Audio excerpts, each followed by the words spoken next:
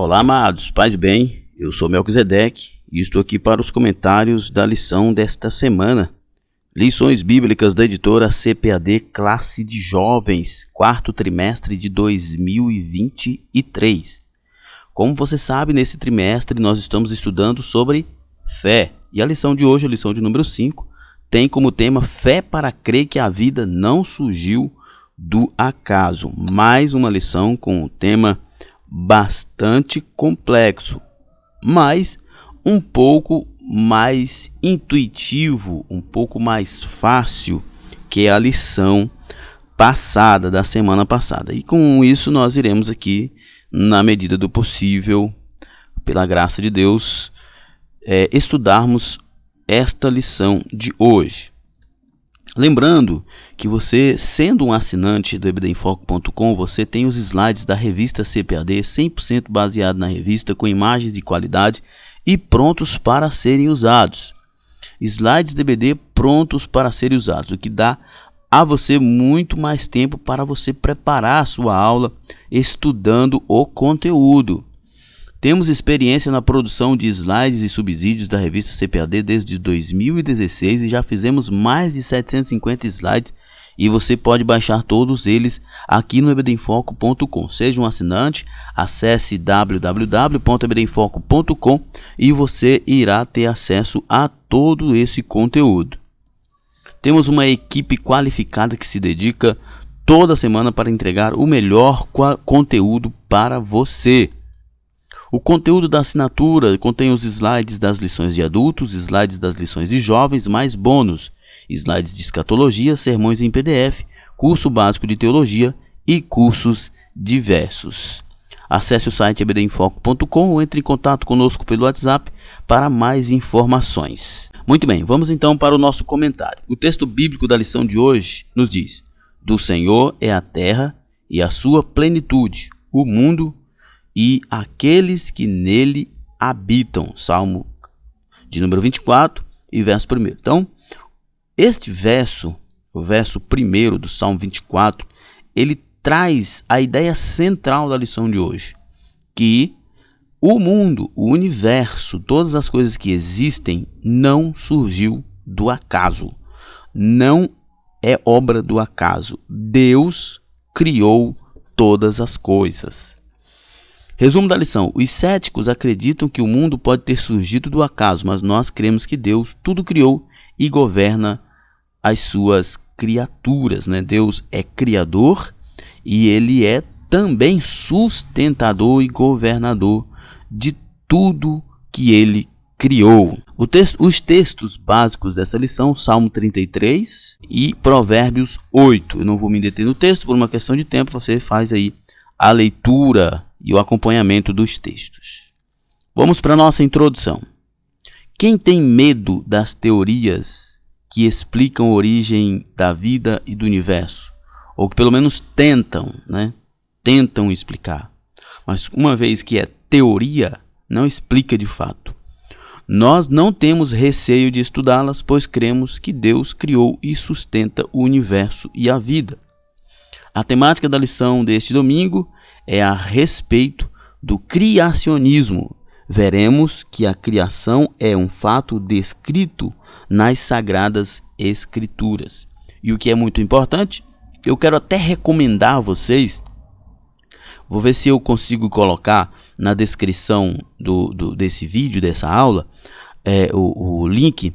Eu quero recomendar a vocês alguns debates do professor Adalto Lourenço e também do Marcos Eberlin, que são cientistas e eles são sensacionais. Para você entender um pouco mais sobre a temática da criação, evolução, dentro da perspectiva cristã. São todos dois crentes, são todos dois cristãos e eles vão trazer algumas informações muito importantes. E aqui dentro nesse último slide aqui que nós temos na tela, tem assim, veremos que a criação é um fato descrito nas Escrituras Sagradas. O Marcos Eberlin, por exemplo, ele tem algumas informações que são bastante interessantes. E nos estudos dele, ele é químico, ele diz que muita coisa na ciência, que são fatos, comprovam justamente o que a Bíblia nos informa. Olha só, a ciência moderna confirma o que a Bíblia há milhares de anos já afirmava. Já a teoria da evolução e outras que tentam explicar a origem da vida e do universo, oponentes ao criacionismo, carecem de muitos argumentos para tentar, de forma mirabolante, explicar a origem da vida e a evolução das espécies. O cristão tem a certeza de que Deus, de forma inteligente, criou todas as coisas que existem, não sendo viável, portanto, acreditar que o mundo e os seres humanos foram criados por meio de processos de melhoras com o passar do tempo, ou que o resultado do acaso ou da explosão cósmica, como afirma a teoria do Big Bang. Olha só, é muito interessante isso aqui. A ciência moderna, ela tem algumas teorias, né? Como a teoria da evolução, a teoria da criação do universo, né? Do surgimento do universo, melhor dizendo, através da explosão, enfim. E dentro da perspectiva da evolução, há uma série de teorias, né? A teoria da ameba, a teoria do macaco e assim por diante. O que acontece? Inclusive, eu citei agora há pouco o Marcus Eberlin. Ele fala que é o seguinte: a teoria da evolução ela tem caído no descrédito dentro das academias de ciência. O problema é que, apesar de que a teoria da evolução na perspectiva darwiniana tem caído em descrédito, mas a ciência moderna abraçou uma coisa que Darwin deixou, que é o naturalismo. E isso ainda continua sendo um problema para a ciência, porque a ciência abandona algumas teorias que fica cada vez mais difícil de ser provada, como é o caso da evolução, do Big Bang, mas eles desenvolveram uma perspectiva, uma cosmovisão naturalista da realidade, da interpretação da existência. E naturalmente, eles acabam excluindo dessa perspectiva a existência de Deus. Mas é muito mais uma questão de narrativa, uma questão de ideologia, do que de prova científica. Até porque as teorias, elas são teorias. As teorias científicas, elas não são fatos científicos, que é muito importante que a gente entenda isso. Eu nunca tive problema com a ciência. Eu já falei isso em outras aulas e repito isso aqui. Eu nunca tive problema com o estudo científico. Muita gente, quando eu comecei a fazer faculdade, estudar, tinha essa preocupação, né? Pessoas em volta da minha família. Mas eu nunca tive esse problema. Quando eu entendi que teoria científica não é fato científico, que método científico é um método como qualquer outro método para se chegar a um objetivo, que inclusive no estudo da Bíblia se usa método científico na perspectiva gramatical, histórica, então para mim a ciência nunca foi um bicho papão, nunca foi um bicho de 7 cabeças, nunca foi nada oposta à Bíblia. Pelo contrário, a ciência sempre foi algo que veio para corroborar a verdade bíblica.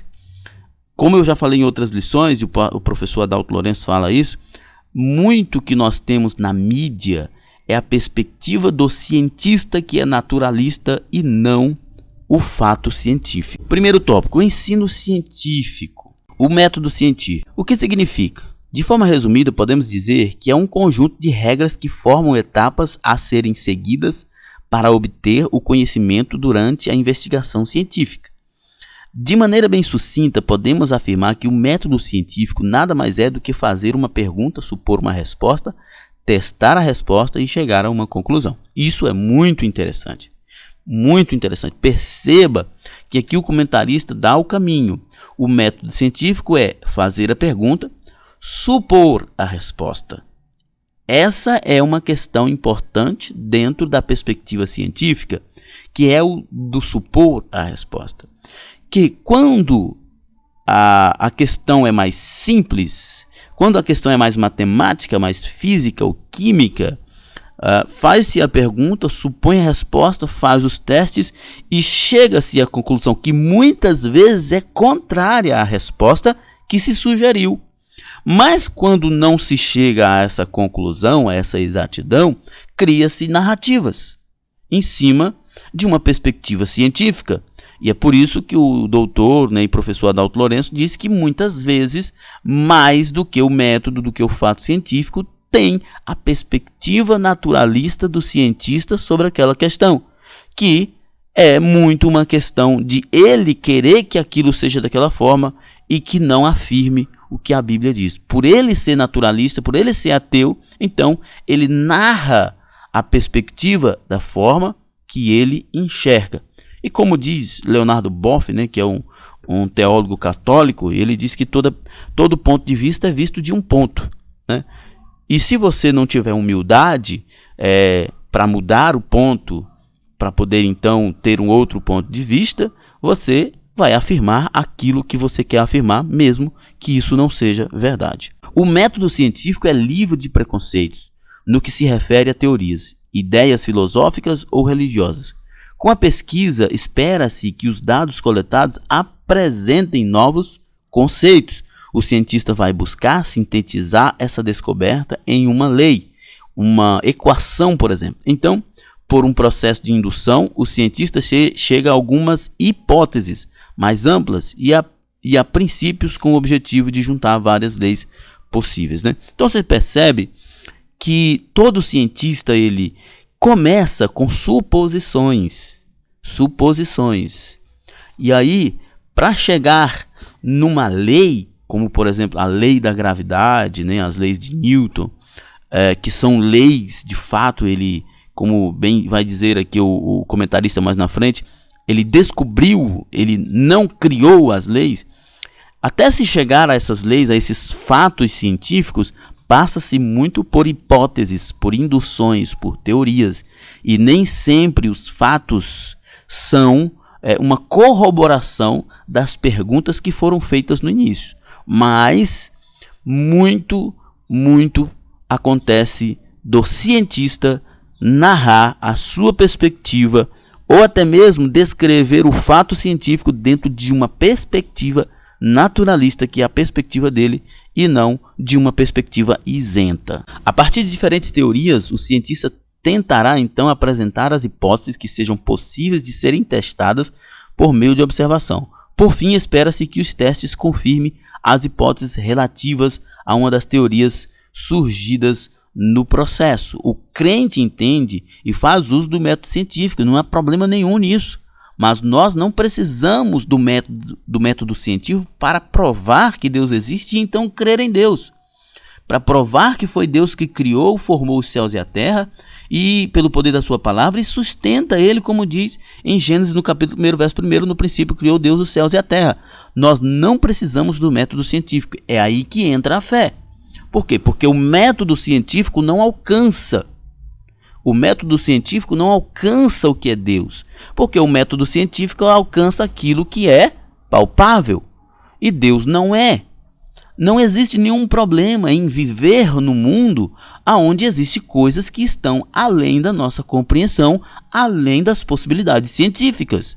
O problema é que os cientistas naturalistas e ateus, eles querem colocar a ciência como um Deus, como um fim em si mesmo, e não é assim. A Bíblia não é um ensaio científico, não é um manual científico. Ela não pretende contrapor ou debater com a ciência em sentido amplo. A Bíblia não pretende. A Bíblia pretende apenas explicar que existe um Deus criador, que nunca foi criado, que é Senhor de tudo, que existem seres humanos que pecou e que esse Senhor criador, Pai, Filho e Espírito Santo, encarnou no Filho para morrer por nós, para pagar os nossos pecados, que é o tema da redenção. É basicamente isso. Tudo mais que nós encontramos na Bíblia estão na base dessa pirâmide, estão na base dessa estrutura, mas o cerne de tudo é apresentar Deus, o seu Filho Jesus, nós como pecadores e a redenção. Esse é o propósito da Bíblia. Nós não podemos ficar comparando a Bíblia com a ciência, porque a ciência tem a sua função e a Bíblia também tem a sua função. Ainda que as duas em algum momento convergem e eventualmente nas teorias científicas elas divergem, mas elas cumprem propósitos absolutamente distintos. Não são concorrentes, não são parceiras em um objetivo. Elas cumprem propósitos específicos. Nossa fé deve estar pautada nas Escrituras Sagradas, naquilo que nos foi revelado por Deus mediante seu Espírito Santo. Como diz 2 Timóteo 3, 16 e 17, que toda a Escritura é divinamente inspirada e é proveitosa para ensinar, para redarguir, para corrigir e para instruir em justiça. Segundo a declaração de fé das Assembleias de Deus, cremos que a Bíblia Sagrada é a palavra de Deus, a única revelação escrita de Deus e dada pelo Espírito Santo. O que o comentarista está querendo dizer aqui? Está querendo dizer que em matéria de fé, quem tem a autoridade é Bíblia. Em matéria de ciência, quem tem autoridade é a Bíblia e o método científico. A Bíblia é autoridade em tudo, mas o método científico não é autoridade em fé. Não vivemos uma fé baseada em experiências humanas particulares ou em achismos, não. A Bíblia é a nossa regra de fé e prática. Ainda que as experiências humanas sirvam para corroborar, para fortalecer a fé, e por essa razão nós estudamos biografias, nós temos Hebreus capítulo 11 que fala dos heróis da fé, as experiências, os fatos ajudam a fortalecer, a dar mais robustez, mas nós não nos baseamos pelas experiências de ninguém. Do que se ocupa a ciência? Segundo o dicionário Ruiz, é um corpo de conhecimentos sistematizados adquiridos via observação, identificação, pesquisa e explicação de determinadas categorias de fenômenos e fatos, e formulados metódica e racionalmente, nem tão racionalmente assim. Mas como explicar a fé? Como explicar Deus? Não temos como explicar utilizando a ciência, mas somente pela revelação da palavra de Deus e nossa experiência com Ele. Quem conhece a Deus pode crer na sua existência e no seu poder criador. Nós não temos, que isso fique bem claro, né? O professor pode inclusive conversar isso com seus alunos. Nós não temos nenhuma necessidade e nenhuma obrigação de provar a nossa fé, de provar que Deus existe. Como diz uma canção da dupla Daniel e Samuel, eu creio que Deus existe. Você que não crê, que prove o contrário. Eu não tenho problema em afirmar que Deus existe e viver por essa perspectiva. Também não tenho problema de conviver com você que diz que não acredita na existência de Deus. Agora, se você está incomodado com a minha fé em Deus, prove você que Deus não existe. Eu não sou obrigado a provar que Deus existe. Eu não sou obrigado a fazer isso. Eu não sou obrigado a sair por aí como um louco tentando provar a existência de Deus. Como a própria palavra diz, Deus se revela na natureza, Deus se revelou no Filho, Deus se revelou na sua palavra. Isso é suficiente, absolutamente suficiente. Se você crê nisso, glória a Deus. Se não, paciência, o problema é seu. Criar e manter. A Bíblia afirma que Deus mantém todas as coisas no seu devido lugar. Hebreus 1:3 nos diz que o qual, sendo o resplendor da sua glória, expressa a imagem da sua pessoa, é sustentador, né? Ou seja, e sustentando todas as coisas pela sua palavra, todas as coisas pela palavra do seu poder. Ele sustenta todas as coisas pela palavra do seu poder. Ele não apenas criou, mas também zela pela segurança da criação. É aquilo que nós chamamos de emanência, né? Transcendência e emanência. Deus é transcendente porque ele é metafísico, divino, eterno, incompreensível, incalculável, mas ele também é emanente, ele está presente, ele criou o universo, ele fez as suas criaturas e se relaciona com ela. O nosso Pai é aquele que está assentado sobre o globo da terra, cujos moradores são para ele como gafanhotos. Ele é o que estende os céus como cortina e os desenrola como tenda para neles habitar. Isaías 40:22. Tudo que Deus criou tem um propósito específico. Logo, o universo foi criado de forma inteligente para favorecer a vida em nosso planeta. Toda a Bíblia nos afirma que Deus é criador do universo. E em todos os momentos que a Bíblia afirma que Deus é o Senhor do universo, e a Bíblia afirma numa perspectiva lógica, no sentido de que, por que Deus criou? Como o universo ainda existe? Porque Deus criou para que houvesse vida. E isso a ciência, você sabia que até hoje, e pelo que se estuda, pelo que se tem dos avanços científicos, apenas a Terra é habitável? Porque ela é a única que está posicionada no universo, num lugar, numa posição no universo, né, que favorece a vida. É a única que, segundo os cientistas, que se ela se movesse alguns graus para a direita ou para a esquerda, ou para cima ou para baixo, inviabilizaria a vida na Terra. Por que a Terra está exatamente aqui? Porque alguém criou e colocou ela aqui. Segundo os cientistas, se a Terra estivesse mais próxima do Sol, o calor excessivo impossibilitaria a vida. Tal fato não é por acaso, só fortalece a nossa fé de que uma mente inteligente coordenou todos esses fatores para que pudéssemos estar aqui. Isaías 45 e verso 18 diz: porque assim diz o Senhor que tem criado os céus e a terra, o Deus que formou a terra e a fez, ele a estabeleceu, não a criou vazia, mas a formou para que fosse habitada. Eu sou o Senhor e não há outro. Deus criou tudo com um propósito. Quando nós vemos os relatos bíblicos de Deus como Criador do universo, tudo tem um propósito, não é nada por acaso. Segundo tópico, o surgimento da ciência moderna. A ciência moderna.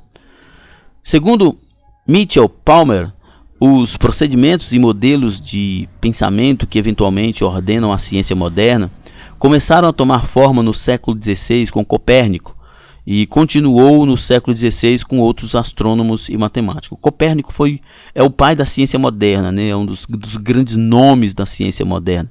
Assim como Kant é o pai da filosofia moderna, né? São homens que dentro dos seus ramos de pensamento, eles são referências, né? Então, Copérnico é o chamado pai da ciência moderna. Podemos concluir que é algo relativamente novo se comparado à formação da Terra, por exemplo. Então, eu já falei isso na lição passada.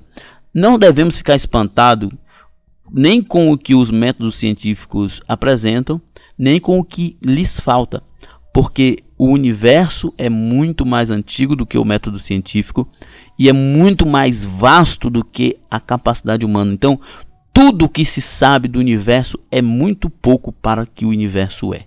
Sabemos que o Senhor criou todas as coisas, entretanto, ele não foi criado, não tem um princípio ou fim, não está limitado ao tempo. Antes que os montes nascessem ou que tu formasse a terra e o mundo, sim, de eternidade em eternidade tu és Deus. Olha só, os naturalistas, os ateus, dizem que é impossível, né, a existência de Deus, porque quem criou Deus? Da onde veio Deus? Ora, é interessante que eles usam a mesma perspectiva, o mesmo princípio para dizer que a Terra veio do acaso. Se o acaso criou o universo, se tudo surgiu do nada, por que Deus também não poderia surgir do nada, ainda que eu não esteja afirmando isso? Mas é só para a gente ver como eles se confundem. Eles se contradizem. Por mais malabarismo que os cientistas naturalistas fazem para afirmar as suas teorias, eles acabam caindo em algum contraponto. Muitas das teorias da ciência moderna já não são mais aceitas em nosso tempo, porém Deus e a sua palavra não têm prazo de validade, né? Como eu falei lá no início, teoria da evolução na perspectiva de Darwin, do macaco, do Big Bang, e essas teorias elas vão ficando obsoletas porque são apenas teorias e elas não conseguem nenhuma prova cabal de que elas podem ser real. E como diz o Adalto Lourenço, o problema é que muitos cientistas arrogantes, né, cheios de vaidades, que afirmaram isso, não conseguem mais sustentar isso, mas desenvolvem uma perspectiva da realidade naturalista que não aceita Deus como centro de tudo. Podemos acreditar na Bíblia e na ciência ao mesmo tempo? Podemos. Entretanto, por intermédio das Escrituras Sagradas, cremos que Deus é o Criador dos céus e da terra. Ele conhece tudo sobre o ser humano e sobre a ciência. Seu conhecimento é ilimitado. Não há nenhum problema. Como eu já falei, a Bíblia não se propõe a provar a existência de ETs. A Bíblia não se propõe a provar a relatividade, a lei das atrações, né? A Bíblia não se propõe a provar essas coisas. A Bíblia não está preocupada com o DNA, com o RNA. A Bíblia não está preocupada com os elementos químicos. A Bíblia não está preocupada com esse tipo de pormenores. A ciência se preocupa com isso, a Bíblia não. E a gente precisa ter esse discernimento de parar de ficar querendo obrigar a Bíblia a fazer uma coisa pela qual ela não foi dada. Deus não deu a Bíblia para nós para esses fins. O Senhor conhece todas as respostas para cada pergunta científica que já foi feita. E Ele não propôs respondê-las através da Bíblia. Todas elas, pelo menos.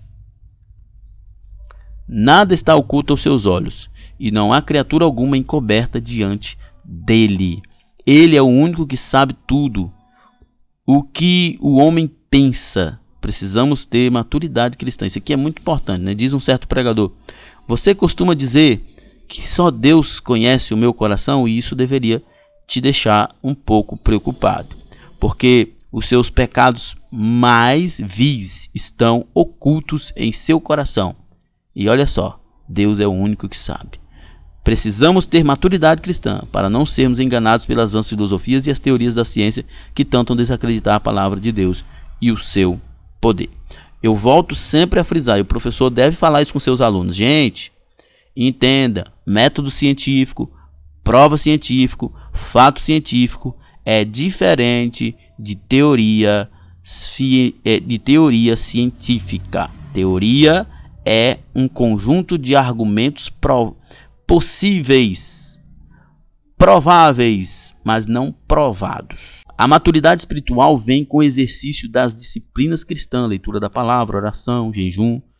Não seja menino no entendimento. Essa é a recomendação do apóstolo Paulo. O apóstolo Paulo disse que nós devemos ser como os meninos na maldade, na malícia, né? Pessoas que não guardam mágoa, que não é violento, que não quer destruir os outros, que não quer tomar as coisas dos outros, que não quer matar ninguém.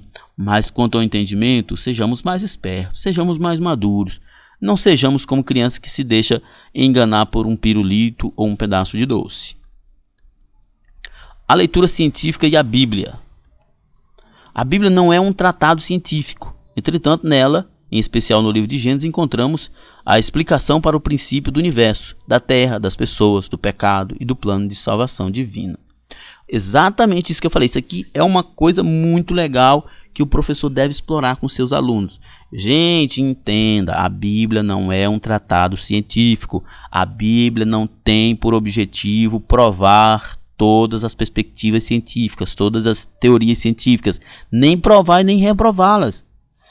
É óbvio que dentro de uma perspectiva bíblica, né, da estrutura bíblica, se pressupõe que o primeiro livro da Bíblia trataria das origens da coisa, para que tudo tivesse sentido. E sabe o que é sensacional? É que as teorias científicas, elas levantam hipóteses, mas elas não provam o contrário de Gênesis. Não provam. Lembra o telescópio Hubble, se eu não estou enganado, é o nome, que eles simulam aí viagem no tempo nesse telescópio, e eu não sei exatamente como é, vocês devem procurar lá, inclusive a palestra do Marcus Eberlin, ele fala sobre isso, do Adalto Lourenço também, que eles focam esse telescópio aí no universo há não sei quantos bilhões de anos-luz no passado. Eles fizeram isso, acho que 13 bilhões de anos-luz no passado, para ver como o universo era. Eles fizeram essa simulação, levando em consideração as características do universo e as probabilidades de mudança. Sabe o que eles acharam lá? O universo exatamente como é. exatamente como é. Sabe o que significa? Significa que o universo, ele não foi criado do acaso. Ele não surgiu aos poucos. Ele veio à existência a partir de alguém que fez ele chegar, e ele veio à existência exatamente do jeito que já é. Exatamente do jeito que já é. A Terra pode ser mais nova, a vida na Terra pode ser mais nova, mas a existência do universo é há muitos anos e é exatamente como é. Não tem evidências de evolução nenhuma. É exatamente como é.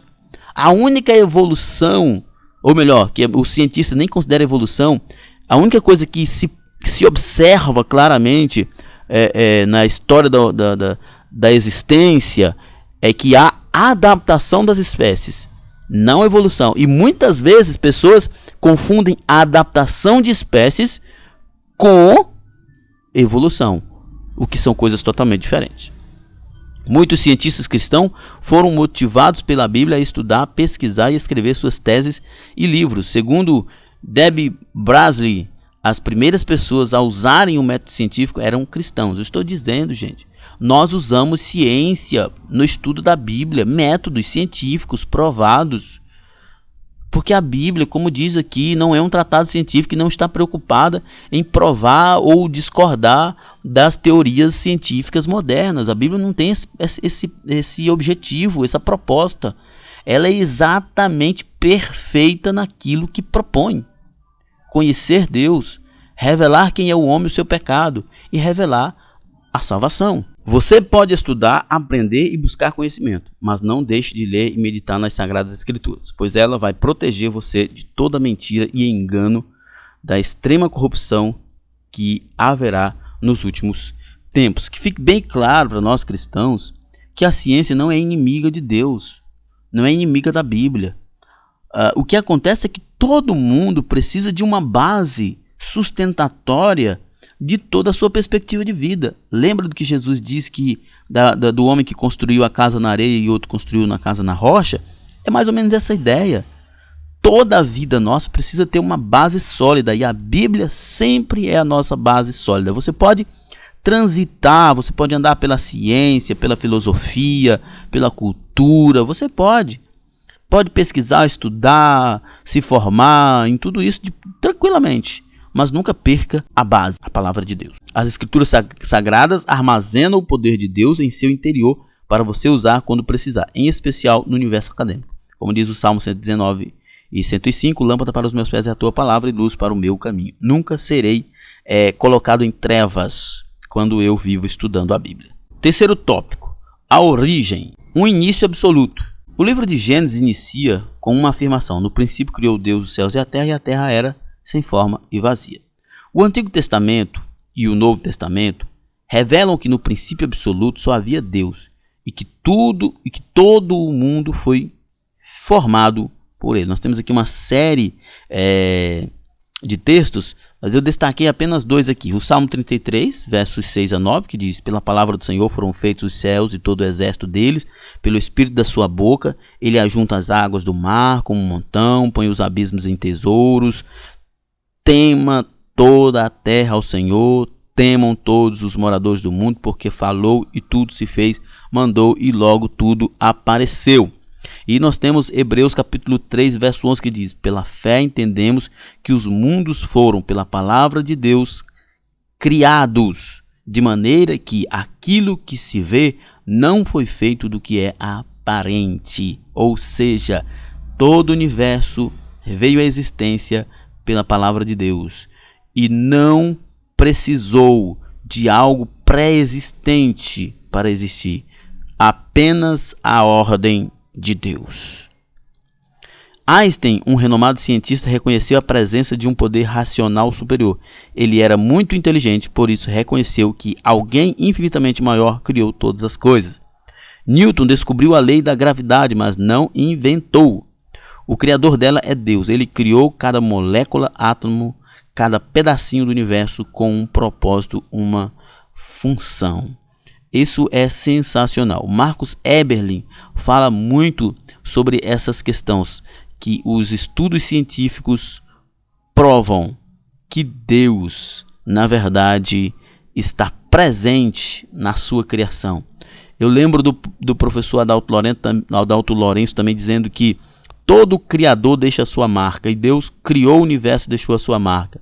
Deus é Pai, Filho e Espírito Santo, triuno. E ele diz que há muitas coisas no universo que estão organizadas da mesma forma. Eu vou citar só algumas delas aqui. Por exemplo, o espaço, altura, profundidade e largura, 3 em 1.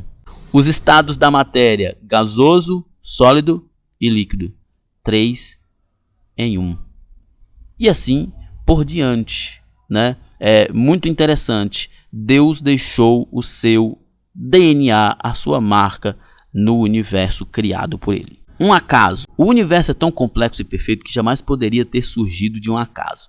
Também não surgiu da teoria chamada Big Bang, que já morreu nas academias. Você já deve ter ouvido falar que essa teoria afirma que o mundo veio a existir subitamente como resultado de uma explosão, né? Como eu já falei sobre essas teorias elas têm caído no descrédito, porque muitos cientistas têm estudado e têm visto que isso não tem dado certo. Por exemplo, encontraram o tal do DNA mitocondrial, né? A Eva mitocondrial, o Adão mitocondrial, ou seja, que prova que nós temos, o nosso DNA tem origem de apenas um casal. Isso é sensacional. É a ciência provando o que a Bíblia diz. Deus criou o universo do nada. Logo, a matéria não é eterna, é criada. Somente Deus é eterno. E a existência do mundo depende inteiramente dele. Deus é criador e sustentador do universo. E nós cremos nisso. E não há teoria científica ou filosófica que vai nos desestabilizar desta verdade. Deus e o acaso. Jacques Monod, ganhador do Nobel de Medicina por suas descobertas sobre o controle genético da síntese de enzimas e vírus, afirmou que as mutações genéticas são acontecimentos que os cientistas não conseguem prever. Logo, tal fato não significa que não exista uma causa. Ou seja, todo cientista sabe que mutação genética acontece, mas não consegue prever. Acontece de um modo que não se consegue prever, mas tem uma causa e se sabe que vai acontecer. Então não adianta os cientistas tentar argumentar que tudo que existe precisa ser afirmado de uma perspectiva provável. Não é necessário, nós confiamos em Deus. Então podemos dizer que a existência de Deus é a causa primária, ou seja, aquilo que deu origem a todas as coisas, porque ele quis. Segundo Charles Colson, as experiências não provam que a vida pode surgir espontaneamente na natureza.